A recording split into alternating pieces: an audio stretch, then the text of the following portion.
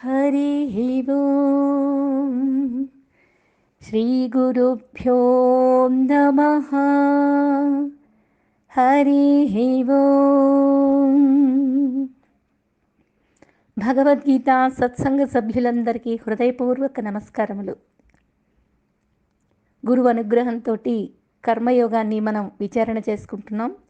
అలాగే 19వ శ్లోకాన్ని ఇప్పుడు చూద్దాం. మరి తస్మాదసక్తః సతతం కార్యం కర్మ సమాచర అసక్తో హ్యాచరన్ కర్మ పరమాప్నోతి పూరుషః. చూడండి, ఈ శ్లోకంలో చెప్తున్నాడు, కర్మను వదిలిపెట్టాలా, కర్మను ఆచరించాలా? ఏమిటి ఈ సందేహం? ఇంకా వదలలేదా మనకి? ఎలాంటి వాడు వదిలేస్తాడు అనేది ఎక్కడైనా ఉందా అసలు? వదిలేయడం అనేది జరగని పని. జ్ఞాని కూడా కర్మ చేస్తాడు, కానీ ఆయనకి ఏ అవసరము లేదు. కర్మ చెయ్యకపోతే పోగొట్టుకునేది లేదు, కర్మ చేసినందువల్ల రావాల్సింది లేదు. అది నిన్నటి శ్లోకంలో బాగా అర్థమై ఉంటుంది మనకి. ఇప్పుడు ఏంటంటే, చెయ్యాలా వద్దా? ఇంకా సందేహంలో ఉన్నటువంటి అర్జునుడికి ఇంకా సమాధానం చెప్తున్నాడు. ఇప్పుడు మనకు అవసరాలేంటి, కోరికలేంటి అర్థం కాలేదా? ఎవరు ఎలా చెప్పారు అనేది నేను అస్సలు మాట్లాడను. ఎవరి భావన వాళ్ళకి కరెక్ట్గానే ఉంటుంది, తప్పేం కాదు. ఎవరూ తప్పు చెప్పలేదు. తప్పు అనే పదం నా నోట్లో నుంచి అసలు రాదండి. ఎందుకంటే ఎవరి భావన వాళ్ళకి కరెక్ట్ అనిపిస్తుంటే తప్పని చెప్పడానికి ఎవరికి ఉంది అర్హత అసలు? అయితే శాస్త్రం ఏం చెప్తుందో దాన్ని విని మన అంతరాత్మలో మన భావన కరెక్ట్గా ఉందా లేదా అని ఎవరికి వాళ్ళే సరి చేసుకోవాలి. ఎక్కడ ఉన్నాం మనం అనేది ఎవరి యోచన వాళ్లే చెయ్యాలి. ఇక్కడ అర్జునుడికి సందేహం కలిగింది, జగద్గురువైనటువంటి పరమాత్మ బోధ చేస్తున్నాడు. ఇప్పుడు కర్మని వదిలిపెట్టాలా, ఆచరించాలా అంటే తస్మాత్, ఆత్మజ్ఞాని గురించి పై శ్లోకంలో చెప్పి ఈ శ్లోకంలో తస్మాత్, అందువలన అసక్తః సతతం కార్యం కర్మ సమాచర, ఫలాసక్తి లేనివాడవై ఎల్లప్పుడూ చెయ్యవలసినటువంటి కర్మని చక్కగా ఆచరించవయ్యా. అసక్తః, ఆసక్తి లేనివాడవై, కర్మ ఆచరన్ పురుషః పరం ఆప్నోతి, కర్మను చేస్తున్న పురుషుడు మోక్షాన్ని పొందుతాడు కదా.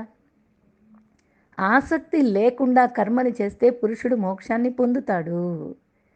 ఫలాసక్తి లేకుండా ఎప్పుడూ చెయ్యదగినటువంటి కర్మ అంటే ధర్మయుక్తమైన కర్మని చక్కగా ఆచరించు అని చెప్తుంటే ఇంక మనకి ఏమిటి సందేహం? ఇప్పుడు అవసరము, కోరిక అనేది ఈ పాటికి అర్థమవుతుంది మనకి ప్రతి పనిలో కూడా. ఎందుకంటే 7వ అధ్యాయంలో 11వ శ్లోకంలో భగవంతుడు చెప్తాడు, ధర్మా విరుద్ధో భూతేషు కామోస్మి భరతర్షభ అంటాడు. అంటే ఏంటి? భూతములన్నిటి యందు అంటే సమస్త ప్రాణుల యందు కూడా ధర్మమునకు విరుద్ధము కానటువంటి శాస్త్ర సమ్మతమైనటువంటి కామమును నేనే అని చెప్పాడు. ఇక్కడ చేయమన్నట్లా వద్దన్నట్లా చెప్పండి? ఇప్పుడు కోరిక ఉంటే మంచిదనే కాదనే? ధర్మసమ్మతమైన కోరికను నేనే అంటున్నాడు. ధర్మం ఏది? ఒక్కొక్కళ్ళకు ఒక్కో ధర్మాలు నియమించబడి ఉన్నాయి. అది ఎలా తెలుస్తుంది? నువ్వు ఇలా చెయ్యాలి, అలా చెయ్యాలి అని నేను చెప్పడానికి లేదు. నీ ధర్మం ఏంటో నీకు ముందు తెలియాలి అంటే నువ్వు శాస్త్ర అధ్యయనం చెయ్యాలి. శాస్త్ర సమ్మతమైనటువంటి కామము అన్నాడు, గమనించండి. ఎవరికి శాస్త్రం ఎలా విధించిందో ఒకే కర్మ, నాకు నియమించిన కర్మ నీకు నియమించాలని లేదు. నీకు నియమించిన కర్మ ఏదో, శాస్త్రం ఏది చెప్పిందో, నీకు ధర్మమైనటువంటి కోరిక ఉండడం తప్పు కాదు. ఆ కోరిక నేనే అంటున్నాడు. ఎవరి భావన వాళ్ళకుంది, ఎవరి పరిస్థితి వాళ్ళకుంది, ఎవరి ధర్మాలు వాళ్ళకున్నాయి. ఆ ధర్మాన్ని బట్టి శాస్త్రం ఏదైతే చెప్తుందో ఆ కామము ఉంటే తప్పు కాదు అంటున్నాడు. కోరిక ఉంటే తప్పు కాదు. ఎంతవరకు ఉండాలి కోరిక అనేదే తెలుసుకోవాలి. అది ఎవరికి ఎలా తెలుస్తుంది అంటే ఎవరి మనోభావాన్ని, ఎవరి స్వభావాన్ని బట్టి వాళ్ళకి అర్థమవుతుంది.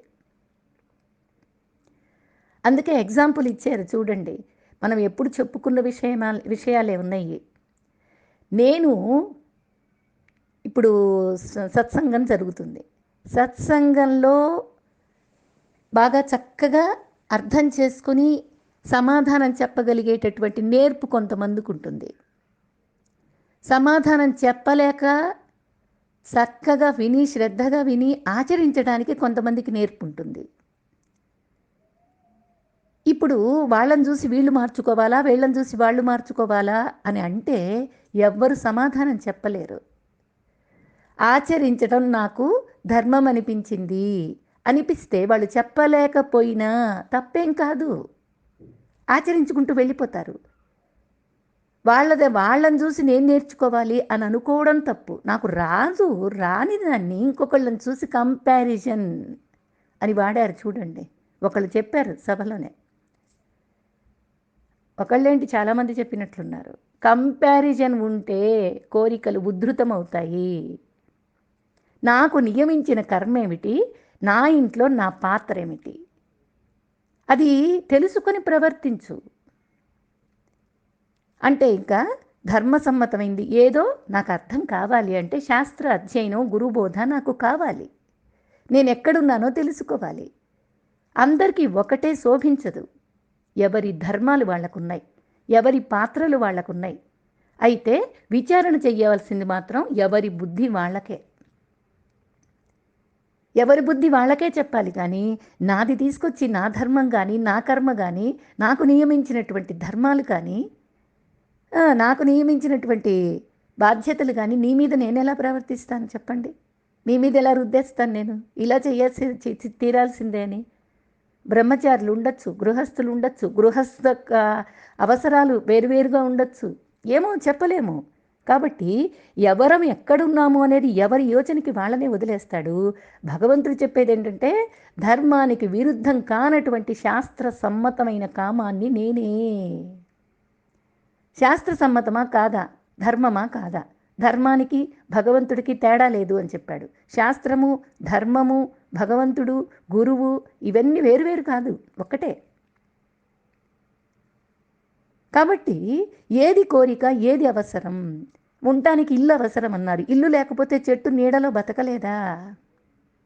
అవసరం అంటే నాకున్నది ఏదో దానికి నాకు సాయశక్తిలా ప్రయత్నించి సంపాదించుకోగలను అనుకుంటే అది అవసరం కింద భావించవచ్చు.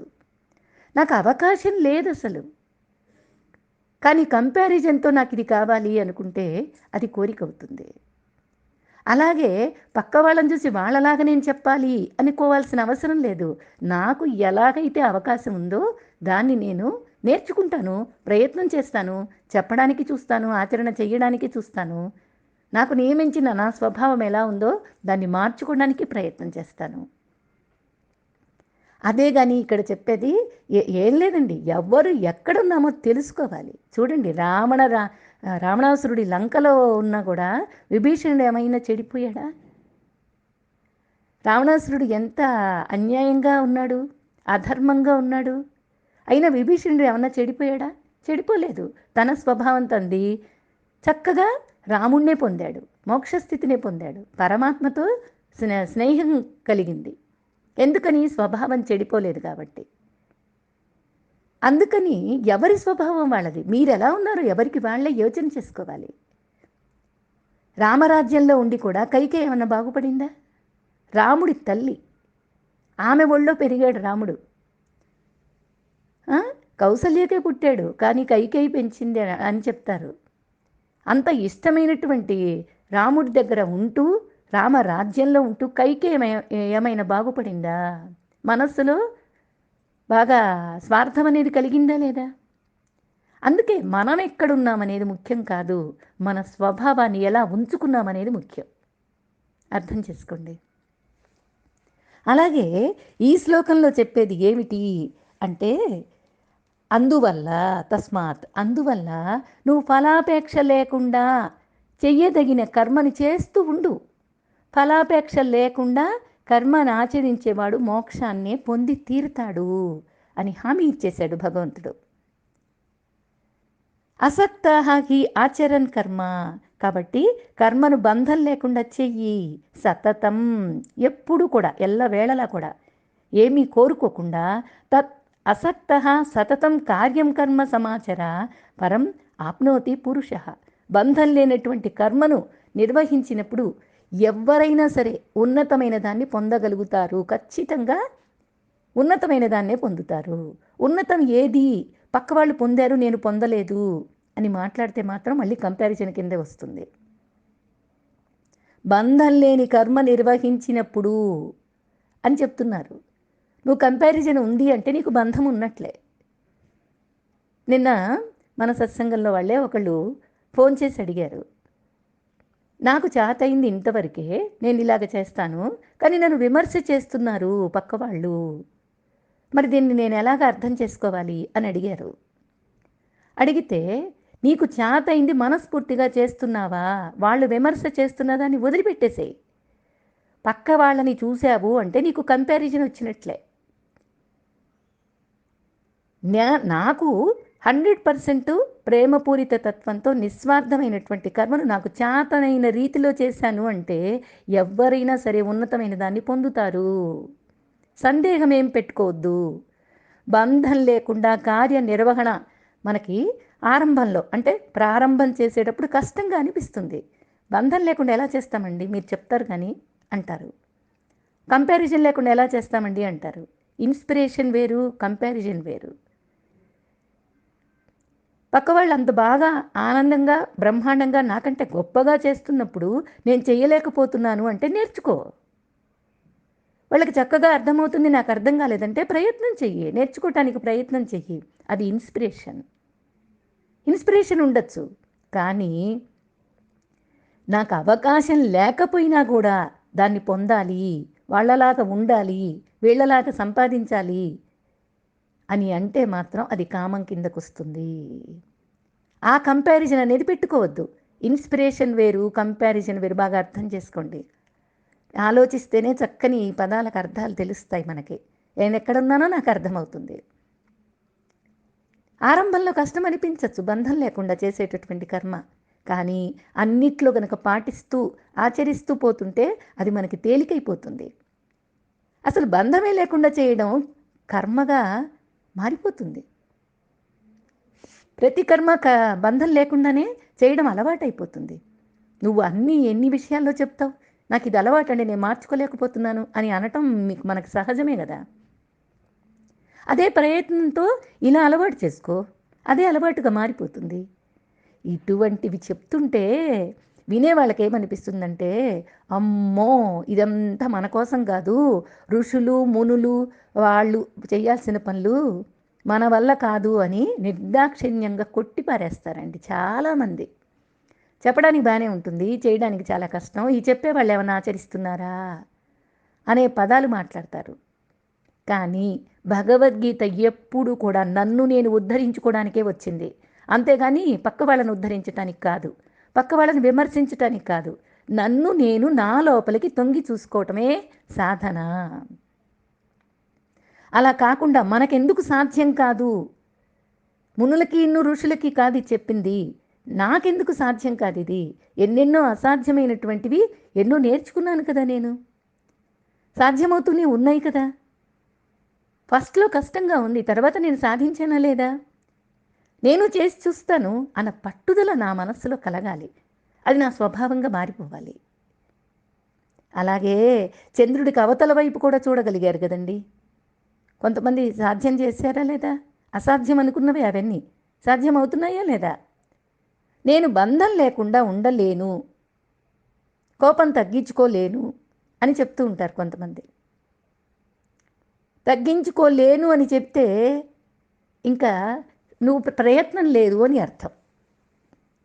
బంధం లేకుండా ఉండలేను అంటే నువ్వు ప్రయత్నం చేయడం లేదు అని అర్థం. శాస్త్రం నేర్చుకున్నందువల్ల, బోధ విన్నందువల్ల, భగవద్గీతని పట్టుకున్నందువల్ల ఈ మాట చెబితే సాధకులం కాదు అన్నట్లు లెక్క. నేను సాధన చేయడానికే వింటున్నాను అంటే ఈ మాట అనవు నువ్వు, నా వల్ల కాదు అని చెప్పవు, ప్రయత్నం చేస్తాను అంటాం. సాధ్యం కానిదంటూ ఏమీ లేదు అని భగవంతుడు చెప్తున్నాడు. నేను చెప్పే మాట కాదండి. గొప్ప అవకాశాలున్నాయన్న నమ్మకంతో నీవు వాటిని పొందగలుగుతావు. విశ్వసించు ముందు. ముందసలు చేయగలనన్న ఉత్తేజం వస్తే మనిషిలో ఒకవైపు నుంచి మరోవైపుకు ప్రయత్నం చేస్తాడు. ఆ వ్యక్తి మార్చుకోవటానికి ప్రయత్నం చేస్తాడు. సాధన చేయటానికి ఉపక్రమిస్తాడు. ఆ ఉత్తేజం ఉండాలి ముందు. తమోగుణం ఉన్న లక్షణం ఇలాగే మాట్లాడుతుంది. రజోగుణం ఉన్న లక్షణం ప్రయత్నం చేస్తుంది. సత్వగుణ లక్షణం అదిగా అయిపోతుంది. మార్చుకుని ప్రయత్నం చేసి అభ్యాసం చేసి సిద్ధపడతాడు అభ్యాసం చేయటానికి. నువ్వెక్కడున్నావు? ప్రతి ఒక్కళ్ళం ఈ మాట అనుకోవాలి. నేనెక్కడున్నానో అనుకోవాలి, కానీ పక్క వాళ్ళని చూసి ఇంత విన్నావు, ఏం నేర్చుకున్నావు అని పక్క వాళ్ళని అంటానికి కాదు శాస్త్రం వినేది. నేనెక్కడున్నాను అని తెలుసుకోవడానికే, అంతే. అందుకని అప్పుడు పని జరుగుతుంది. విశ్వాసం కనుక కలిగితే పని జరుగుతుంటుందే కానీ బంధమేమీ ఉండదు. ఇంత నువ్వు అభ్యాసం చేస్తున్నప్పుడు బంధం ఎందుకు ఉంటుంది? ప్రయత్నం జరుగుతుందా లేదా? బంధం అన్నది పని చేస్తున్న వాడిని, పని చేయించుకుంటున్న వాడిని ఇరువురిని బందీలుగా చేస్తుందండి. నేను చేయించుకుంటున్నాను అనే అధికారికి బంధమే, నేను చేస్తున్నాను అనే వర్కర్కి బంధమే. కానీ అలా బందీలు అవ్వకుండా చెయ్యొచ్చు అని కృష్ణుడు చెప్తున్నాడు. ఎక్కడో అడవికి వెళ్తే తప్పితే ఈ విధంగా చేయలేమండి అని అనుకోవద్దు మీరు. అన్ని పనుల మధ్య ఉంటూనే దీన్ని సాధించవచ్చు. ఈ విషయం ఎప్పుడూ కూడా జనకుణ్ణి గురించి మహానుభావులందరూ ఉదాహరణ చెప్తూ ఉంటారు. ఏమీ ఇబ్బంది పెట్టని వాటిని నువ్వు బందీవి కాకుండా, నిన్ను బాగా ఇబ్బంది పెట్టే వాటి మధ్యలో ఉంటూ వాటికి నీవు బందీవి కాకుండా ఉండడమే గొప్పగా చెప్పచ్చు. అంటే ఏంటి, అర్థమైందా? ఇబ్బంది పెట్టని వాటికి నువ్వేమీ బందీవి కావు. ఇబ్బంది లేకపోతే బందీ ఏముంది? కానీ సంసారంలో ఉంటూ ఇబ్బంది పెట్టే వాళ్ళ మధ్యలో ఉంటూ నువ్వు అంటించుకోకుండా, అంటే బురదలోనే కమలం ఉంటుంది, కానీ కమలం పైకి ఎలా ఉంటుందండి? ఎంత స్వచ్ఛంగా ఉంటుంది? మట్టి పూసుకుంటుందా ఏమన్నా?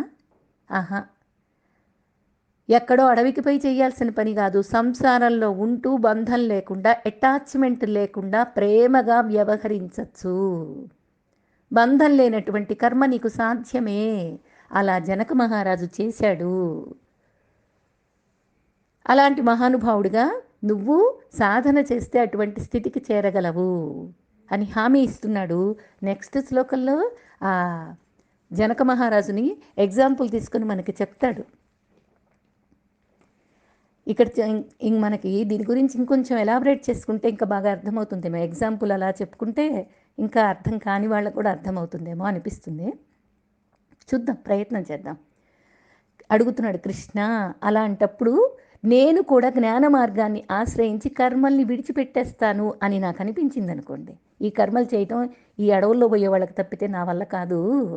ఈ సంసారంలో ఉంటూ నేను అలా బంధం లేకుండా నేను చెయ్యలేను. చుట్టుపక్కలంతా కూడా బంధింప చేసేవాళ్లే ఉన్నారు, చేయించుకునే వాళ్ళే ఉన్నారు నా చేత.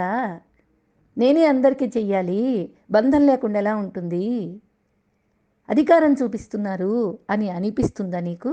అందుకని నేను కర్మలన్నీ మానేసేసి జ్ఞాన మార్గాన్ని పట్టుకుంటాను అని భగవంతుడి దగ్గర అనుకుంటున్నావా? కర్మలు చేసి సాధించేదేమీ లేదు అంటున్నావు కదా నువ్వు.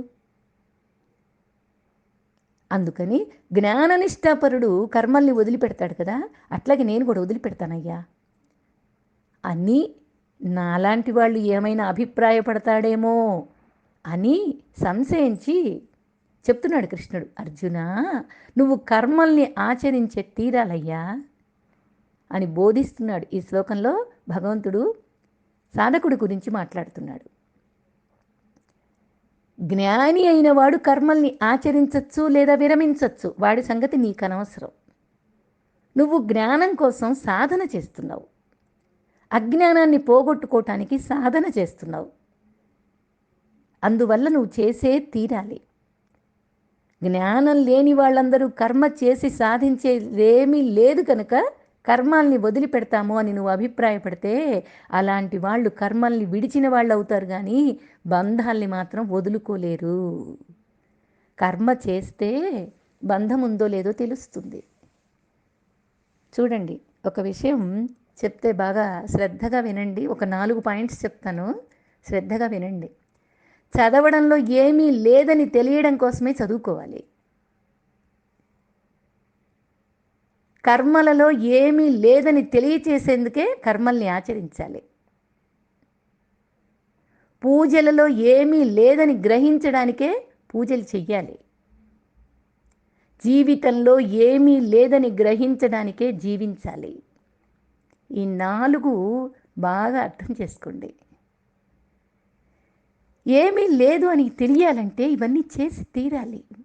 కర్మలు ఆచరిస్తేనే దానిలో ఉన్నది ఏంటో లోటుపాట్లు మనకు అర్థమవుతాయి.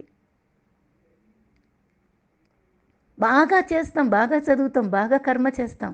కర్మ బాగా చేస్తే ఈ కర్మలు ఆచరించినందువల్ల నాకు ఒరిగేదేమీ లేదు అనే స్థితి నీకు వస్తుంది.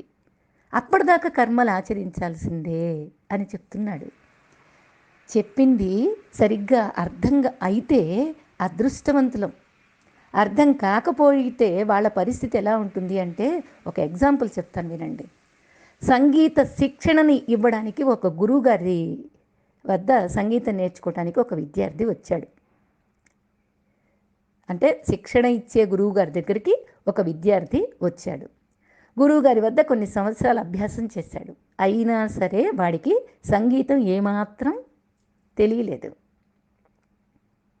గురువుగారు, మీరు గొప్ప సంగీత విద్వాంసులు కదా, మీ వద్ద శిక్షణ పొందితే నేను కూడా గొప్ప విద్వాంసుడు కావచ్చు కదా అని ఆశపడి మిమ్మల్ని ఆశ్రయించాను. కాలం గడిచిపోయిందే కానీ నాకు కళ మాత్రం రాలేదు అని దీనంగా వేడుకున్నాడు పాపం. అయితే బద్ధకస్తుడు వాడు. ఆ పిల్లవాడిని చూశాడు గురువుగారు. చాలామంది శిష్యులు ఉంటారు కదండి. ఆ గురువుగారు అడిగేసరికి వాడిని చూశాడు. చూసి, అరే 3 పూటలా కూడా తింటే పుష్టిగా తిని కూర్చుంటే సంగీతం వస్తుందా? మాకలా రాలేదురా అన్నాడు విసుగ్గా. ఎందుకంటే ఆ విద్యార్థికి చెప్పి చెప్పి చెప్పి ఉన్నాడు. అతను సరిగ్గా అర్థం చేసుకోలేకపోతున్నాడు. పైగా సాధన చెయ్యకుండా బద్ధకస్తుడు, సోమరి, అంటే తమోగుణం ఎక్కువగా ఉన్నటువంటి వాడు. మాకు అలా రాలేదురా సంగీతం అన్నాడు విసుగ్గా గురువుగారు. ఆ తర్వాత 4 రోజులు గడిచాయి. శిష్యుడు గురువుగారిని మళ్ళీ వచ్చి కలిశాడు. గురువుగారు, 4 రోజులు గడిచిపోయాయండి. ఈ 4 రోజులు మీరు చెప్పినట్లే చేశాను, అయినా నాకు ఫలితం ఏమీ కనపడలేదండి. ఇక నేను ఇంకేం చెయ్యాలో చెప్పండి అని అడిగాడు. గురువుగారు ఆలోచనలో పడ్డారు. ఏంటి, 4 రోజుల క్రితం వీడికి ప్రత్యేకంగా ఏం చెప్పాను నేను? వాడు ఆ 4 రోజులు ఏమి చేశాడు? సంవత్సరాల తరబడి శిష్యరికం చేసిన సంగీతం అబ్బలేదే వీడికి? 4 రోజుల్లో అది వాడికి సంగీతం బాగా వచ్చేటట్లుగా నేను ఏం మంత్రం చెప్పాను వీడికి అని ఆలోచనలో పడ్డాడు ఆయన. చివరికి శిష్యుడిని అడిగేశాడు. ఒరే, నేను నీకేం చెప్పానురా అని అడిగాడు.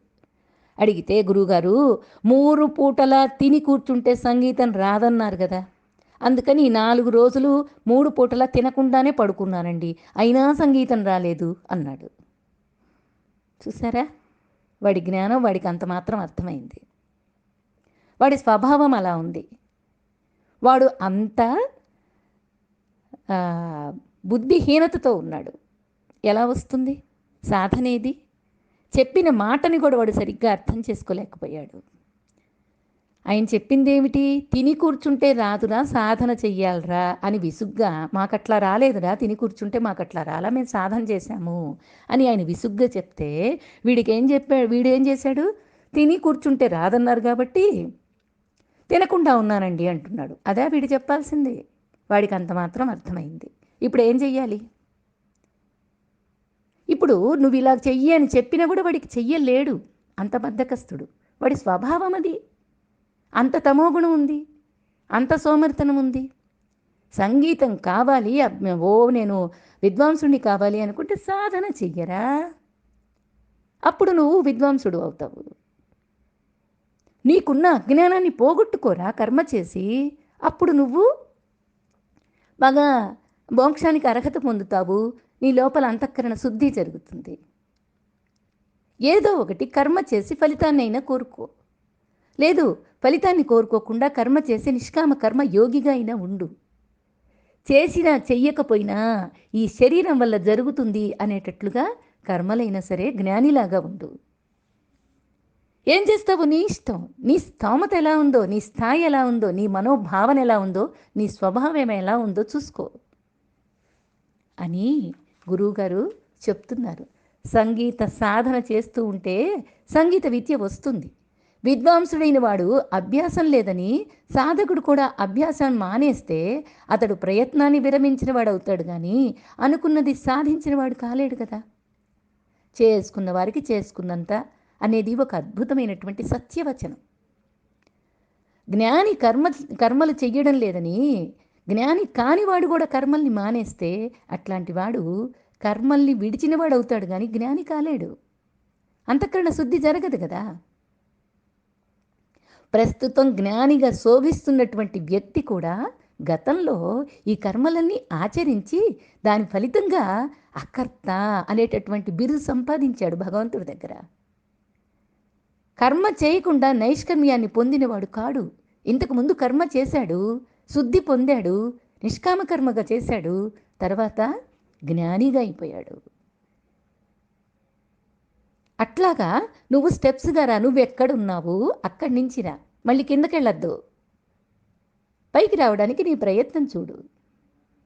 అర్జున, ఆత్మజ్ఞాని పొందవలసింది లేదు కనుక చేయవలసింది కూడా అతనికి ఏమీ ఉండదు. ఆత్మజ్ఞానం లేని వాళ్ళందరూ కర్మల్ని తప్పనిసరిగా చేసే తీరాలి. జ్ఞానోదయం జరగకపోతే జ్ఞానదీపాన్ని వెలిగించుకునే ప్రయత్నాన్ని చేసి తీరాలి కదా. వదిలేస్తే అది అవివేకం అవుతుంది. అందువల్ల నువ్వు జ్ఞానివి కానందువల్ల కర్మని ఆచరించే తీరాలి. జ్ఞాని అనేవాడు కర్మల్ని ఆచరించాలా లేదా అని అడగడు అని నేను చెప్పుకున్నాం. మరి అర్జునుడు అడిగాడు కదా, చెయ్యాలా వద్దా అని. అడిగావు కాబట్టి నువ్వు అజ్ఞానివే, కాబట్టి కర్మ చెయ్యే. అర్థమవుతుంది కదండి. కాబట్టి జ్ఞానులు కర్మల్ని విడిచిపెట్టి ఆత్మరతిలో ఆత్మతృప్తులై ఆత్మానందాన్ని అనుభవిస్తుంటారు కదా. నిన్నంతా అదే కదా చెప్పా నేను కూడా అలాగే సంతుష్టుడనై ఉంటాను అని జ్ఞానం లేనివాడు భావిస్తే వాడికి ప్రగతి లేదు, ఎదుగుదల ఉండదు, అలాగని పతనం కూడా తప్పదు. కాబట్టి కర్మ చేసే తీరాలి. ఇంకేం లేదండి, ముద్రేశాడు, ప్రింట్ కొట్టేశాడు మనకి, కర్మ చేసే తీరాలి అని. ఏవి ఎలా జరగవలసి ఉన్నాయో అవి అలా జరిగిపోతూ ఉంటాయి. నేను చేయగలిగింది చేస్తా అనేది సాధకుని భావన కావాలి. మనం చేయవలసినవి ఎన్నో ఉన్నాయి, అవి చేయడం కోసమే మనం ఈ ప్రపంచంలో ఉన్నాం. చేయవలసినవి చెయ్యలేకపోతే చేయలేనివి ఎలా చేస్తాం అసలు? కర్మ బంధాన్ని సృష్టిస్తుందా? ఈ జడమైన కర్మ బంధాన్ని ఎలా సృష్టిస్తుందండి? కనుక కర్మ బంధం కాదు. అందుకే నేను పైన ఫస్ట్లోనే చెప్పాను, ఏది చెప్పినా తప్పు అనే అర్హత ఎవరికీ లేదు. ఎవరి స్వభావం వాళ్ళది. కర్మ కూడా బంధాన్ని ఇవ్వదు. 2వ అధ్యాయంలో దీని గురించి చాలా గొప్పగా చెప్పుకున్నాం మనం. కర్మలు యందు ఆసక్తి ఉందే అది బంధం అవుతుంది. ఆసక్తి లేకుండా కర్మ చేస్తే బంధం కాదు, ఏ కర్మ చేసినా సరే. శంకరాచార్యులు నిన్న చెప్పుకున్నాం కదా, ఎన్ని కర్మలు చేశాడు ఆయన, బంధం ఏమైనా ఉందా? అపరశంకరులు అన్నారు. శంకరులే, శివుడే శంకరాచార్యులు రూపం ధరించి వచ్చాడు మన కోసం అని చెప్పారు. అటువంటి జన్మది. బంధం కాకుండా కర్మలు చెయ్యొచ్చు. ఆసక్తి లేకుండా కర్మ చేస్తే కర్మ బంధించదు. కాబట్టి అర్జున, చెయ్యవలసినటువంటి కర్మను ఎప్పుడు కూడా చక్కగా ఆచరించు. హెచ్చరిక చేస్తున్నాడు. రాగద్వేషాల నుండి విడిపడి కర్మలు చెయ్యి, ఈశ్వరార్పణ బుద్ధితో ఆచరించు అని. అలా చేస్తే మోక్షాన్ని పొందుతావయ్యా అని మనల్ని చిన్న పిల్లలకి చెప్పినట్లు చెప్తున్నాడు భగవంతుడు. ఎంత పెద్దవాళ్ళమయ్యామో అని మనం అనుకుంటున్నాము, ఆయనకి మాత్రం ఇప్పుడే మనం ఎల్కేజీ దాటి యూకేజీలోకి వచ్చామని చెప్పారు. అట్లాంటి వాళ్ళని భగవంతుడు తల్లి ఎలా ప్రేమిస్తుంది? ఒక్కొక్క అడుగు వేస్తుంటే ఎంత ఆనందపడుతుంది. అలాగే కర్మలో బంధం లేదు. భావనలోనే బంధము అని చక్కగా చెప్తున్నాడు. కాబట్టి చూడండి, దానికి ఎగ్జాంపుల్ కూడా చెప్తారు. ఏమంటే ఒక ఇంటి ఎదురుగా వేశ్య అంటారు కదా, వేశ్యల బజార్ అది. వేశ్య ఒక ఇంట్లో వేశ్యగా తన కర్తవ్యాన్ని చేసుకుంటుంది. అయితే ఎదురుగా ఒక బ్రాహ్మడు ఉన్నాడు. ఆ బ్రాహ్మడు పూజలు చేసి అభిషేకాలు చేసి చక్కగా తన కర్మ విద్యుక్త కర్మలన్నీ చేసుకుంటూ పోతాడు.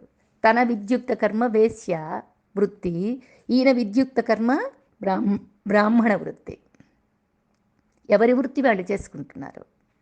అయితే ఇక్కడ ఏమిటంటే చెప్పొచ్చేది భావన అనే దానికి కదా మాట్లాడుతున్నాను.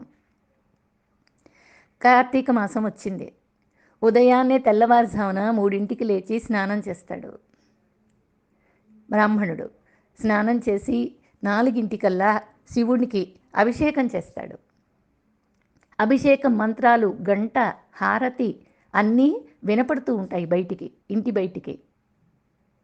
ఎదురుగానే సన్న సందు, ఎదురుగానే ఇల్లు. ఈ వేశ్య వృత్తి కూడా ఆ అమ్మాయికి వినపడుతూ ఉంటాయి. ఆ వేశ్య అనే ఆవిడ కూడా తెల్లవారుజామున 3ంటికే లేస్తుంది. నిద్రపోయేదేముండదు వాళ్ళకి. లేస్తుంది, లేచి తలస్నానం చేస్తుంది, ప్రతి మంత్రము వింటుంది, ప్రతి హారతి, గంటలు అన్నీ వింటుంది, మనస్సులో భావన చేస్తూ ఉంటుంది. వీళ్ళింట్లో లైట్ వేసి ఉంది, వాళ్ళింట్లో లైట్ వేసి ఉంది. ఇద్దరి భావాలు ఎలా ఉన్నాయంటే, ఈమెమో మొత్తం వింటూ ఉంటుంది, ఆ మంత్రాలు వింటుంటుంది, హారతి వింటూ ఉంటుంది, అభిషేకం అంతా కూడా కళ్ళకి కట్టినట్టుగా భావన చేస్తూ మనస్సులో ఆమె చేసేటటువంటి వృత్తిలో ఉంటుంది. భావన మాత్రం ఈయన వైపు ఉంటుంది, ఈయన చేసే కర్మ వైపు ఉంటుంది. ఆహా, శివుడికి ఎంత బాగా అభిషేకం చేస్తున్నాడు, ఎంత గొప్పగా మంత్రోచ్చారణ ఉంది, భగవంతుడు చక్కగా నాకు వినే యోగ్యతనిచ్చాడు అని భావన చేస్తూ ఆనందపడుతూ ఉంటుంది ఆమె. ఈ బ్రాహ్మణుడు ఈ కర్మ చేస్తూ ఉంటాడు భావనలో. అబ్బా, ఆమెకు ప్రతిరోజు సుఖమే, ఎంత సుఖపడుతుందో ఆమె. నాకు ఈ మంత్రాలు, ఈ విభూదులు, ఈ హారతులు, ఈ పూజలు ఇవి నాకు మిగిల్చాడు భగవంతుడు. ఈ కర్మలో ఏమీ ఆనందం ఉందో నాకు అర్థం కావట్లేదు, ఆమె మాత్రం బాగా సుఖపడుతుంది అని ఈయన భావన చేశాడు. చివరికి ఇద్దరూ చచ్చిపోయిన తర్వాత ఆమెమో స్వర్గానికి వెళ్ళింది, ఈయనేమో నరకానికి వెళ్ళాడు. యమదూతలు మాట్లాడుకున్నారు. ఒక కథ అండి, ఇది కథలాగా తీసుకోండి అంతే. యమదూతలు మాట్లాడుకున్నారు. బ్రాహ్మణుడు కదా, వీడిని మేమొచ్చి తీసుకెళ్తున్నాం, ఆమెను మీరొచ్చి తీసుకెళ్తున్నారు ఏమిటి అని యమదూతలు దేవదూతలు మాట్లాడుకుంటున్నప్పుడు చెప్పుకున్నారనమాట. భావన ముఖ్యం.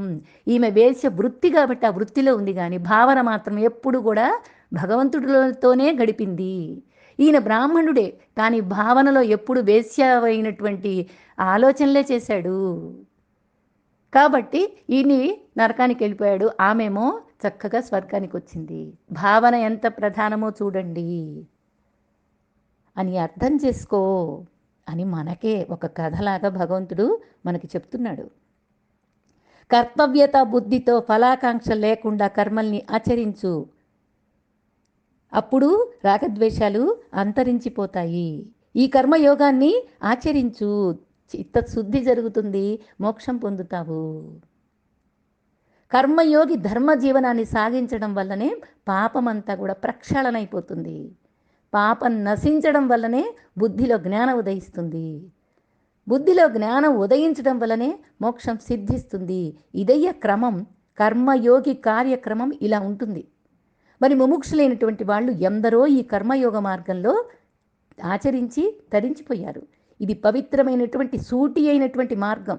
కాబట్టి తరించిన మహాత్ములు కూడా ఆదర్శాన్ని నిలిపేందుకు వారికి అవసరం లేకపోయినా సరే కర్మల్ని ప్రపంచంలో ఆచరించి చూపించారయ్యా. వారెవరంటారా? జనక మహారాజు గురించి రేపు విందామా మరి 20వ శ్లోకంలో. హరి ఓం. శ్రీ గురుభ్యో నమః. హరి ఓం.